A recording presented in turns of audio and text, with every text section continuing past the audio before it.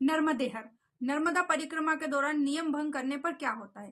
तो देखिए, एक बालक अरुण जो नर्मदा मैया की परिक्रमा कर रहा था, शुरू शुरू में तो वो बड़ी श्रद्धा और भक्ति के साथ परिक्रमा कर रहा था, लेकिन एक दिन उसने रास्ता छोटा अपनाने के उससे सोचा कि क्यों ना मैं इसे उल्टी दिशा से मैं चला जाऊं, कोई क्या ही देखेगा, एक दिन में एक बार में क्या फर्क पड़ता है।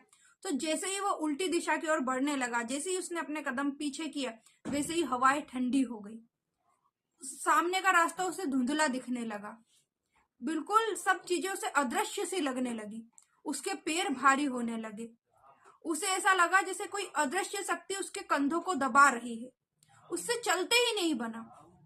वो तो ये देखकर बड़ा घबरा गया। जब रात हुई तो रात में उसे एक साधु दिखे।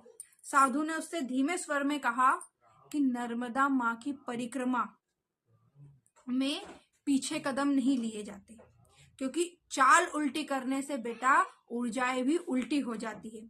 नर्मदा परिक्रमा का नियम केवल दिखावा नहीं, यह माँ की गोद में चलने का एक अनुशासन है। अब अरुण की आंखें भर आई, उसने साधु के चरणों को प्रणाम किया और वहीं पर बैठकर नर्मदा माँ से क्षमा याचना की और प्रायश्चित किया। अगली सुबह जैसे ही उसने अपने कदम सही दिशा में सीधी ओर बढ़ाए, वैसे ही उसका शरीर हल्का पड़ने लगा, रास्ता सब साफ दिखाई देने लगा, पैर भी बिल्कुल हल्के हो गए और वो बड़ा प्रसन्न हुआ और अनोखी एक शांति के साथ नर्मदा माँ की परिक्रमा करने लगा।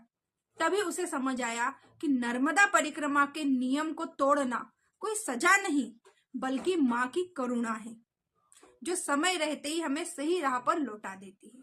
बोलो नर्मदे हर।